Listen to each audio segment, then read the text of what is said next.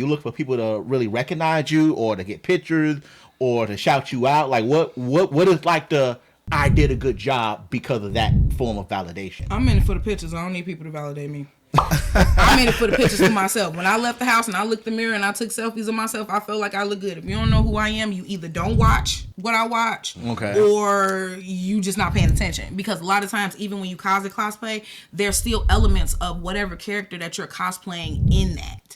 Let's say somebody goes out and cosplays Deku from My Hero Academia.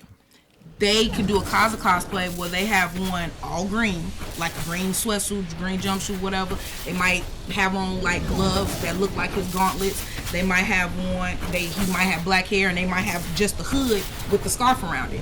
Little details like that let you know what character they are cosplaying or cosplaying. Just like Aizawa wears all black and a scarf. Put on a black jumpsuit, wrap around a scarf, you are Aizawa. Yeah. Put a patch over your eye because of what happened to him in the recent episodes, you are Aizawa. Like, that's how simple it is. The same thing with Hisoka. All you gotta do is draw a heart right here and a star right here and have some pink hair, you Hisoka. Yeah. Like, that's it. It does not take much to cosplay. You don't have to spend thousands of dollars to do it. It just all depends on you. To go off that, yeah, I think it's like more of that nostalgia too out there, where at least when I go to the conventions or the anime convention, like you see somebody dressed up and they mix two characters and you're trying to figure out what that character is. I think I saw online somebody dressed up as a pimp named Power Ranger or something. Yes, I saw that. Yes, I forgot what it was. He was dressed as the Green Ranger, but the Green Ranger suit was pimped out. Yeah, it was pimped out. It was. That's what I'm talking about. A pimp named Power Ranger. It was something like that. Yes. And then I guess he paid like $3,000 for the outfit. Yeah. He had it custom made. I saw that too. And somebody was interviewing him, and then he had to explain like, "Hey, from the Boondock. I don't know if you ever watched that show." And the Power Ranger, but as a person on the side, and you looking, and you like, what? What is it? Power Ranger? So that's why when you see people cosplay like that, sometimes it's okay. Most people that's cosplayers are not offended if you come up and ask them what they are. Okay. So it's okay to talk to them. I have followed a lot of people on social media, and they put up disclaimers. If you see me at a convention, don't be afraid to come up and say something. I'll take pictures with you. You can ask me what I'm doing. All that, because I've seen Sailor Moon crossover with Star Wars.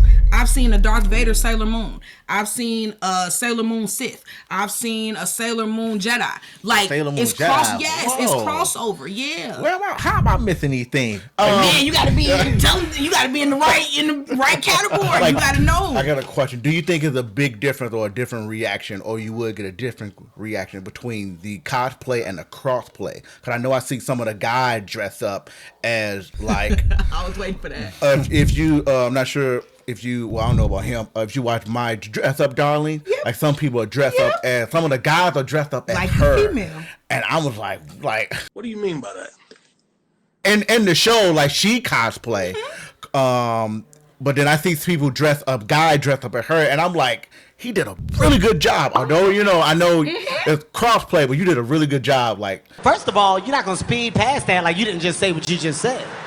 The creative aspect. If you're not looking at the person under, it's like, what are they trying to project and show you? That I put the work in to make this. And I think when you walk up to me, it's just you see, because I see the hard work. You did not go buy that at the store. Even if you spent you didn't buy that from the store. You didn't pick that. Everything I can tell look homemade. I'm gonna tell you, if money wasn't an issue for me, I always wanted to do a Lord Zed from the Power Rangers. That would be dope. I always and I hope you okay with wearing a very tight, skin tight jumpsuit, because it has to look like all the blood is coming through the tube. The tubes and all that. Lord Zed people need to cosplay that more, because that was a very I don't know if it's hard, because you got to have like the blood to flow through, and then his face glue. Not glue, but glowed. It's all about how you make it work. It's all about ingenuity. It's all about how you make it work. So jumpsuit, you get the helmet. They sell them at GameStop. He got one upstairs. He got the Lord Zed helmet with the voice activator changer. And then all you gotta do, it's almost like with certain cosplays, you can fake it till you make it. Because if you got invisible tape and you got some, you can go to a hardware store and get those little clear tubes. And even if you don't have actual blood, you can put dye in some water and run that through there. So it's like it comes off as blood, even though there's nothing actually flowing through. You can hook it up to an empty container and paint the container, make it look like there's blood in it. But it's like a fake it till you make it. You make it look good. It don't actually have to work per se, but it's for pictures. It's you look it. Yeah. Okay. So it's like a representation. I've always been thinking about it for a while. I know you said Lord Zed, but Godar from the original Power Rangers. But it's such a unique, like you costume and idea. Like you have to be really tall, or probably size don't matter. You serious? I always wanted to dress up as Ultraman, back in the day. Ultraman was so cool. Man. Ultraman was so cool. Or like even the original Power Rangers Zord, just any of those, like the first one, as the Zord itself. The Zord itself. Oh yeah. Ain't nobody got time for that. You know how cheesy they was made with the box when they walk in. You see because the Power Rangers were actually humans, and they should have made it appear look big. You know the one thing I always kind of was like mad about Power Rangers, how they should pretty much copied all the episodes from what they had overseas and just put it into the Americans. It was never actually recorded here. I'm like, y'all could have done it. It wasn't ours. It got borrowed and cut and pasted. That's pretty much what it was, and it got us into it. And now Power Rangers is all. That's what we grew up on. Coming home from school, watching Power Rangers 3 o'clock. As soon as you got home, you already knew what it was. It was 3 o'clock. You already knew what it was. So that's what I'm saying. Like that, Big Bad Beetleborgs. All of that fell into the realm with each other. VR Troopers. Nobody remembers VR Troopers. I remember VR Troopers. That's what I'm saying. VR Troopers was hitting before Power Rangers came out. VR Troopers was first.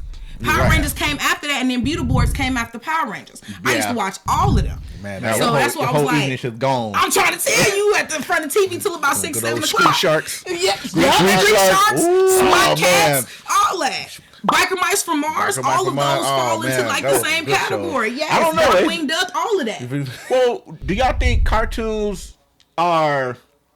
I don't want to use the word better, but do you think the creative aspect for making good cartoons is still there?